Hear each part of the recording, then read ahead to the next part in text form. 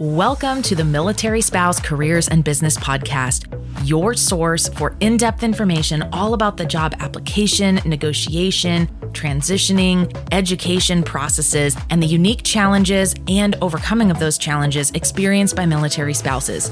You'll hear inspiring stories from military spouses all over the world who have found a way to make their career work for them and not take a back seat. Thanks so much for tuning in. Hey everybody, welcome back to another episode of the podcast. I've got another great guest for you here today to inspire you and share her story. So welcome to the show. Why don't you go ahead and introduce yourself? Hi, I'm Remi Cohen Sands. I work in cybersecurity. I've worked for both government and industry, and I'm also a military spouse. My husband is active duty Army. He's an engineer. Awesome. Well, thanks so much for coming on. I know that your industry is like a hot topic, right? Because there are so many opportunities right now. Can you kind of explain what cybersecurity is for the uninitiated? Yeah, it gets very confusing. A lot of times people ask me if I'm a developer, if they ask me what I do exactly, because the other part of cybersecurity is that it's a huge field in itself. So there are people who work in security who do a lot of development, and then there's people who are really involved in policy, offensive, defensive, that lots of different words that we could kind of go into with that. But basically what it means is that when I look at kind of how technologies are set up and try to figure out ways that people could break in and how that could be mitigated. It really all comes down to like risk analysis. So everything you do in life or in building computer software or hardware or anything has risks attached to it. Are those risks acceptable or unacceptable? That's a really good way of putting it. So have you always been in cybersecurity, or is this kind of a recent development in your career?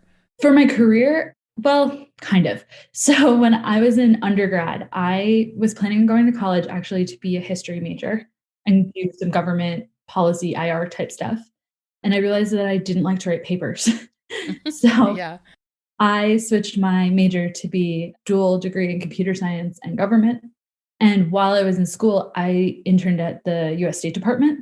And there I learned that people would pay me to look at systems and break things. And I thought that was the coolest thing. So I started to do that. But actually, I graduated and got my master's in industrial engineering and worked as an operations research analyst, doing optimization of systems and working on high stochastic combat models for about 2 years before I really dove back into the cybersecurity field. That's awesome. So you have a lot of different types of experience. When you're talking about cybersecurity for someone who is really kind of new to that opportunity or to that field, and they're thinking about, I kind of want to go in this direction, but I don't know what all of the different options are. Do you have suggestions on how to start researching the different kinds of jobs and sort of what training you would need to excel in them? Yes, definitely. So I have a little bit of unorthodox advice in this, which is to read a lot. If you're in school, to take classes in all sorts of different things, because what the big thing with security is that it's about how you think. You need to think about things in a way that's slightly different than the person sitting next to you. And so one of the most impactful classes I took in college was actually called Witches and Witchcraft. Doesn't have anything to do with what I do on a daily basis, but what it did is it kind of taught me to think about some of the problems differently. And that was a huge thing. When it comes to actual industry training and things like that, reading as much as you can. There are so many good resources that are free.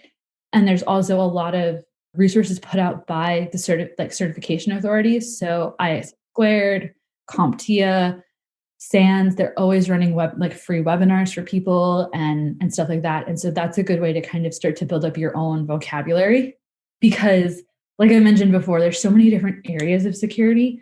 You could be really interested in reverse engineering, which is a totally different skill set than people who are working on policy. Yeah. So start read broadly, and kind of use that to narrow down your search. You mentioned a couple of different certifications. Are there any certifications in this field that you would say to a military spouse, hey, if you're interested in this, it is worth the time to try to get certified for this particular one? So I think that those are really part of the field specific. Like if you want to be a reverse engineer, having a GREM is a really good certification to have. There's a few certifications that are kind of seen as overall good ones, a CISSP and stuff like that. But it also really depends on what you want to do with them. So I'm not an advocate for people just to get certifications just to get them. I think that really spending the time, for me, all of my certifications have been because I needed them actually for a position. So my company said, well, you need to do this. And so I've taken the time to kind of learn those things. That's really, really smart. And there is so much variety out there. So doing that research process will help people kind of narrow down into what they want to do. Now, when it came to you being a military spouse, did you have concerns about your career being impacted or you needing to pivot because of the moving? I mean, I'm assuming you have an in-person job, at least one that may be in person out of a pandemic, or maybe that's not the case. But I'm just sort of curious how you felt that what might affect your career trajectory. Yeah, I think that it's always something that is an important thing to think about. And for me, it's been a really important thing to have those conversations with my husband so that just career decisions that we're both making, we're partners in. I wouldn't want to start a new position or something right as he's going to do something really stressful. But honestly, I think that that's something that is important in any partnership, not just because he's in the military. The reason why I left my government role was because we were moving. And I couldn't work remotely for that. But there are more and more opportunities in cybersecurity that are remote. And so I think that that is a great opportunity for military spouses. And hopefully our next move, everything will work out. Yeah, that's the perspective you have to have, that everything's going to work out, and just kind of prepare in advance as much as you can. Are there any personality traits or interests that might indicate someone would be a really good fit for cybersecurity? I'm just sort of curious from your perspective. I have no idea what the answer is, but I just wonder if there are kind of common threads that you find help people be really successful in these kinds of roles. Yeah, definitely someone who loves to learn and who doesn't get frustrated when what they've just learned in 2 months ago becomes irrelevant because something new came out. Right. So I think that's definitely one of the biggest personality traits. And also you have to be very kind of self-motivated in that because you're not going to be doing the same thing every day. There are definitely like areas that you can really specialize in and dive super deep into. But even in those cases, you're not going to be looking at the same single things every single day. So being open to change, which I think also comes with a lot of military spouse stuff. I mean, everybody knows that the military is a little bit crazy. You can't plan for anything. Yeah, that's true. I'm just wondering, what is like your favorite thing about your job? What is it that gets you excited? I know you kind of mentioned the concept of like being able to break things. What is it that keeps you motivated every day? I'm really motivated by the fact that there is just so much going on in this. I really like waking up and knowing that there's a new puzzle. So I use the word puzzle and not mystery because actually, as my boss would say, there is a solution to this, so it's not a mystery. And I like that I really like to solve puzzles. And so I like that kind of in everything that I'm going to get to do with this, like there is an answer and get to it in a whole bunch of different ways. The Military Spouse Careers and Business Podcast is sponsored by Operation Freelance, a 501c3 teaching military spouses, caregivers, and veterans how to break into freelance work with our unique 90-day certification program. You'll get a community, support from a freelance mentor, review of all of your materials, including your pitch and work proposals and samples, all for free if you're accepted into our 90-day program, which currently runs twice per year. For more information and to get on the short list when we open applications, please visit www.operationfreelance.org. And I think that goes back to what you were just talking about with this whole idea of you can't get frustrated when things are changing or when you're facing a new challenge, because that's to be sort of expected in your role. So if that's actually something you like, is that things are a little bit different every single day and you're going to have the opportunity to dig through problems and engage in problem solving, that may be something that really works for someone's personality. Now, as far as like, I know you can't speak to every job in cybersecurity, but what do the typical teams look like? Like what can you expect as far as working for an organization? How many coworkers or team members or supervisors might someone expect entering into this kind of field? So I don't have a good answer for you for That's that okay. because it totally ranges. I have worked in an organization where we had 70 people all doing offensive security. And then I've gone to an organization where my team is 5 people. It really depends on what you're on the organization, what the mission is, and kind of how things are set up. So I know that's not a good answer, but No, I actually think it's a great answer because I think sometimes we don't realize the structure of companies in particular fields, and a lot of them will vary, like you said. But I think it's important for people listening to realize there is variety out there. So if you know that you like working as part of a smaller team or like working on particular tasks, it sounds like there's that opportunity in cybersecurity. So you have that initial level of interest and experience in cybersecurity, but you can go down one level further and also say, okay, knowing that, what type of work environment do I think will be really good for me where I can thrive? Because it sounds like from what you're telling me, there's different opportunities and different roles out there. totally. And I mean, you could end up being like, once someone has some experience, if they're interested in being the only security person at a startup, like that, Yeah. you can go from that to being part of a company like FireEye, where all they do is security and intelligence research and stuff like that, where you're going to be surrounded by people who are like analysts who are doing similar things as you. Totally different experiences. Yeah, absolutely. And I think that's what's so, interesting about this field is that there's opportunities for different people. My perspective is that this is going to be one of the most in-demand career fields in the next 10 to 15 years. Speaking, as someone who's in this field and who has been there for a little while, what kind of trends do you see on the horizon for this as a career industry? Well, I think you're definitely right that it's growing. There's more reason than ever to kind of be investing in security. And I think especially as more and more things are put into the cloud, there needs to be more conversations about how the cloud is just another tool. And so making sure that security practices line up with that.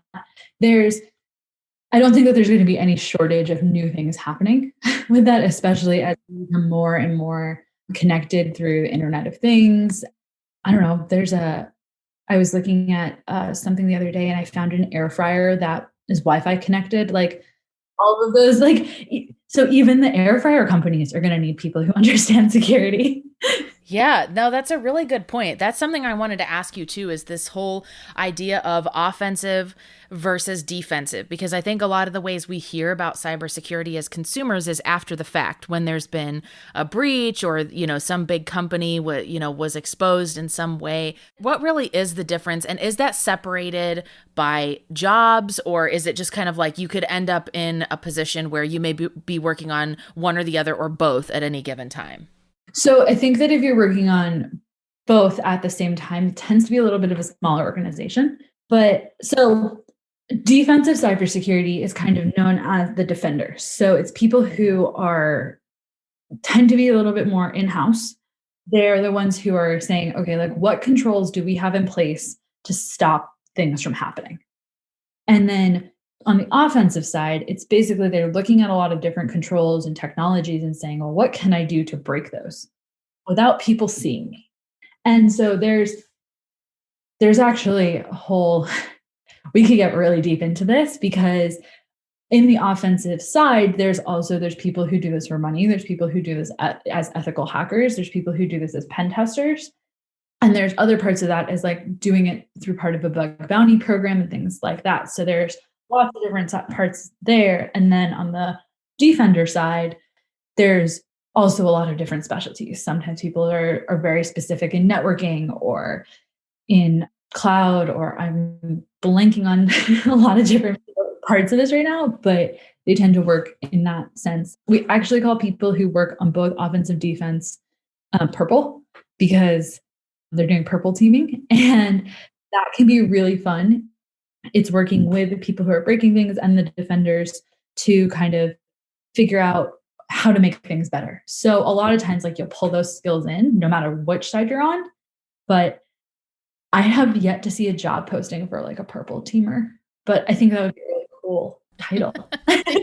Yeah, it does sound like it would be cool. Knowing what you know now about cybersecurity and your career, is there anything you would have changed about either the way you approached it or what you learned or what you studied in the past? I don't think I would make any changes right now, but I wish that I had known about this field earlier in my life. This wasn't something that was even on my radar as a thing until I was in college and until I was halfway through my undergraduate. So I just think that kind of exposure to women, men, kids earlier is always better. And knowing that it's not just like this big scary thing that like you need to be an expert in to get started in is so important. I'm actually involved with this awesome group called Girl Security, where I'm mentoring a high school student who's really interested in cybersecurity. And I can just see like, wow, if I had known about some of this stuff like 5 years earlier, what would I have been doing differently? It's kind of where my brain always goes. Yeah, that's awesome that you're giving back though too, because I think some of the really high tech stuff and things in industries that are evolving so quickly, we just don't know about them, right? Like you don't know about it until you meet the right person or you happen to see the right advertisement or, meet somebody else who, is doing it. And so I think anything where you can find opportunities to give back once you're in a position helps other people and kind of shortens their path, right? Definitely. I totally agree with that. And there's so much chance. I'm sure you find that when you're talking to a lot of your guests, that there's usually something that happens and like it sparks something in them. And so for me, it was this internship that I had while I was in college, but I have friends that have gotten into this field in so many different ways. I don't think that there's like a typical career path or a typical study path for people. And there's so much chance to it.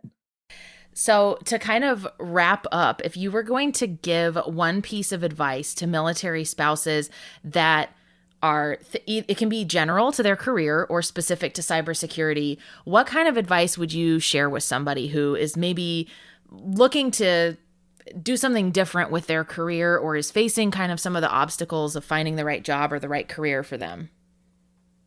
Yeah, I think that there's a few things. First, I would say to take advantage of all the scholarships and funding that as a military spouse you might be able to get for these things. The second thing that I would think of is to never never in your mind shortchange what your career could be because you have a spouse that has such a dynamic career. There is totally space for partnerships in this where guys could work together to make your dreams happen too. And so I think that applies to being in security or in really any other field. It takes a strong partnership. And I think that that's keeping those lines of communication open are really important so that you can feel like you're making the best career decisions for yourself and for your family. Oh, that's perfect. And that comes up so often. That seems to be a really common thread for a lot of the military spouses who are thriving in their career is that it's a joint effort, right? They're talking with their spouse about, well, okay, these are the options for where we're going to move next. What does that mean for my career? Or if I have to go back to school, what does that mean for both of us? And how do we make that work? So I love that advice. Yeah, I know that I wouldn't be able to do as much as I do without having such a supportive husband. And so I'm incredibly aware of that fact and grateful for that kind of partnership. Well, thank you so much for coming on the show. I'm really excited to release this episode. This is definitely a hot topic and a hot industry, so I appreciate all of your behind the scenes info about it. Thank you so much for having me. Thank you so much for listening to this episode of the podcast. Our show is sponsored by Operation Freelance, a 501c3 nonprofit that helps military spouses, veterans, and caregivers break into freelance work. To learn more about that, visit www.operationfreelance.org. If you're looking to access show notes and more information about the guests you heard on today's show, please visit betterbizacademy.com.